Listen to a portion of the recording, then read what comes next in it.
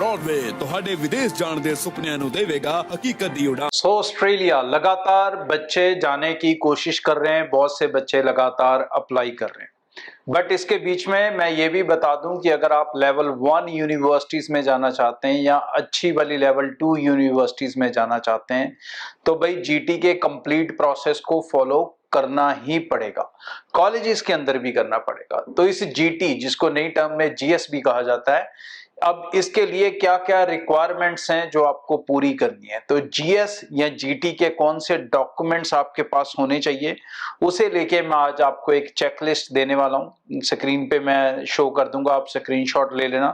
थोड़े कुछ डॉक्यूमेंट्स जो इंपॉर्टेंट वाले हैं उसमें से आपको बोल के भी बता देता हूं।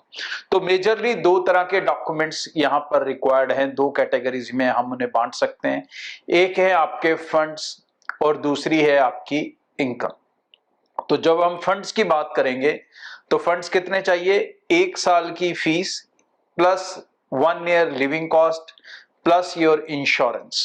तो ये जो टोटल है तकरीबन अगर आप मान के चलो कि 30,000 के आसपास आपकी लिविंग कॉस्ट है और 2,000 के आसपास आपका इंश्योरेंस है, 2,000 ट्रेवल एक्सपेंस लगा लो, तो 30-35 हजार तो हमें इसी के लिए चाहिए और प्लस आपकी जो 1 ईयर की फीस है वो भी शो करनी है। तो ये रफली जो अमाउंट बनेगी वो तकरीबन 60-65-70 लाख तक, $70,000 तक जा सकती है। अब इसकी इंडियन करेंसी बनाओगे तो ये तकरीबन 30 से 35 लाख बनेगा।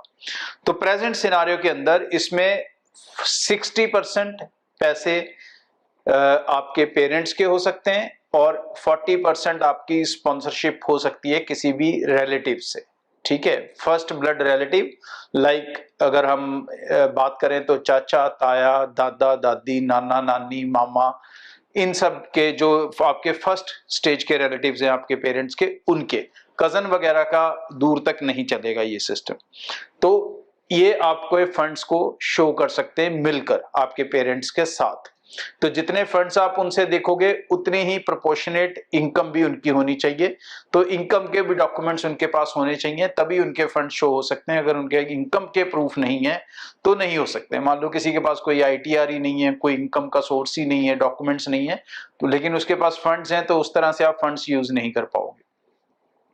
अब सबसे पहले हम बात करते हैं फंड शो करने के लिए कौन कौन से डॉक्यूमेंट्स चलेंगे। तो एक तरीका है, आपके बैंक सेविंग में ये पैसा है तो 6 मंथ की बैंक स्टेटमेंट लगेगी।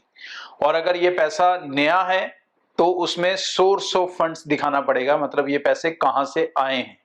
तो वो चाहे प्रॉपर्टी बेचकर आए हों या कोई गोल्ड बेचकर आए हों या कहीं और से आए हों, तो उसका सोर्स एक जेन्युइन सोर्स चाहिए। आप ये नहीं है कि किसी से मांग के डाल लोगे, वो सिस्टम नहीं चलेगा।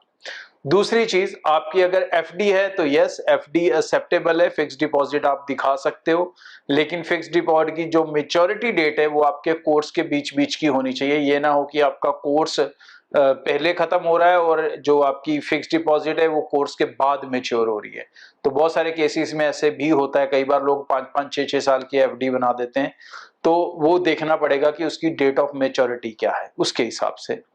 नेक्स्ट, आप बैंक लोन, एजुकेशन लोन दिखा सकते हो, पर्सनल लोन नहीं चलेगा।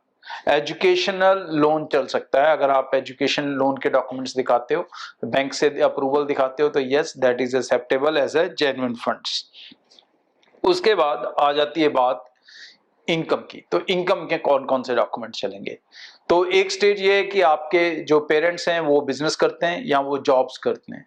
तो अगर बिजनेस और जॉब्स कर रहे हैं तो आपके पास आईटीआर्स होंगी। अगर गवर्नमेंट एम्प्लॉई है तो फॉर्म 16 होगा, वो चल जाएगा। सो वो वाले इनकम्स आप दिखा सकते हो और कम से कम आईटीआर से 3 साल की लेकर चले। वैसे तो काफी यूनिवर्सिटीज 2 साल तक मांगती हैं, लेकिन बैकअप अगर 3 साल का हो तो बहुत ज्यादा अच्छी बात होगी।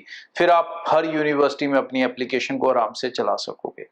उसके अलावा इनकम के जो डॉक्यूमेंट हो सकते हैं, जिसमें अगर आप एग्रीकल्चर में काम करते हो, मतलब पेरेंट्स फार्मिंग में हैं, तो आपके जे फॉर्म एक्सेप्ट होंगे। उसके अलावा आपके तहसीलदार के द्वारा जो दिया जाता है कि इनकम सर्टिफिकेट है, वो इनकम सर्टिफिकेट भी यहाँ पर एक्सेप्ट हो जाएगा। और फंड्स के अंदर मैं ये भी बता दूं कि अगर आप जॉब्स करते हो तो आपके कोई प्रोविडेंट फंड्स हैं पेरेंट्स के, पीपीएफ होता है, तो वो ईपीएफ पीपीएफ भी यहाँ पे फंड्स के रूप में आप शो कर सकते हो। तो ये मोटे मोटे सारे डॉक्यूमेंट हैं। उसके अलावा बेसिक डॉक्यूमेंट्स के अंदर आपका स्पॉन्सर सर्टिफिकेट चाहिए, बैंक जो मैनेजर है जिसके भी आप डॉक्यूमेंट यूज कर रहे हो, जिस भी ब्रांच से इशू करवा रहे हो, चाहे वो एफडी है, बैंक स्टेटमेंट है या कोई लोन लेटर है, तो उसके साथ बैंक मैनेजर का आपको विजिटिंग कार्ड, बिजनेस कार्ड लेना होगा, तो वो भी साथ में देना होगा यूनिवर्सिटी को, ताकि अगर यूनिवर्सिटी ने वेरिफिकेशन करनी है डायरेक्टली उनसे कांटेक्ट करके, तो वो डायरेक्टली कांटेक्ट करके उनसे वेरिफिकेशन भी कर सकें। तो ये सारे डॉक्यूमेंट्स जिसकी मैं लिस्ट आपको स्क्रीन पे दिखा रहा हूं, कुछ मैंने उसमें से पढ़ के बता दिया है, बाकी आप स्क्रीनशॉट मार के ये लिस्ट आपके काम आ सकती है।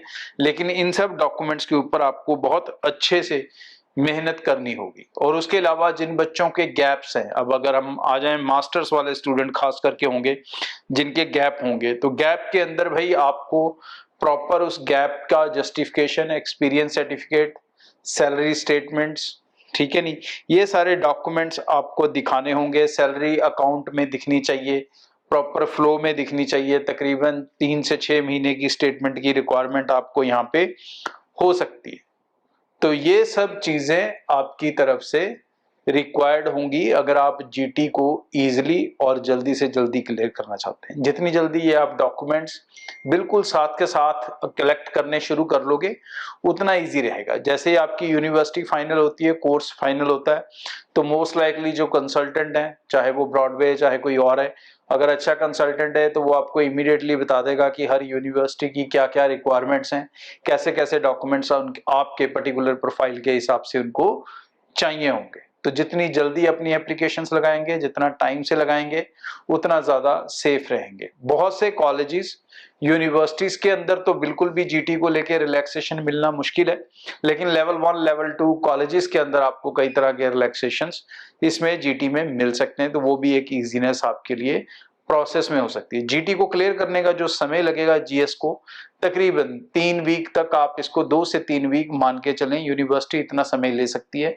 कॉलेजेस के अंदर ये समय तकरीबन 1 से 2 हफ्ते से ज्यादा नहीं लगेगा। तो आगे भी ब्रॉडवे के इस चैनल के जरिए आपको लेटेस्ट इंफॉर्मेशन ऑस्ट्रेलिया को लेके डिटेल्स के अंदर सब कुछ शेयर करता रहूंगा। सो चैनल को सब्सक्राइब करके रखें, और जो बच्चे अप्लाई करना चाहते हैं, जो एलिजिबल है, वो टीम से कांटेक्ट कर लें निश्चिंत बेफिक्र होकर, क्योंकि अगर आप ब्रॉडवे के साथ एप्लीकेशन चला रहे हो तो एक मजा मैं आपको दे दूं कि आपको सारे पैसे देने हैं वीजा लगने के बाद।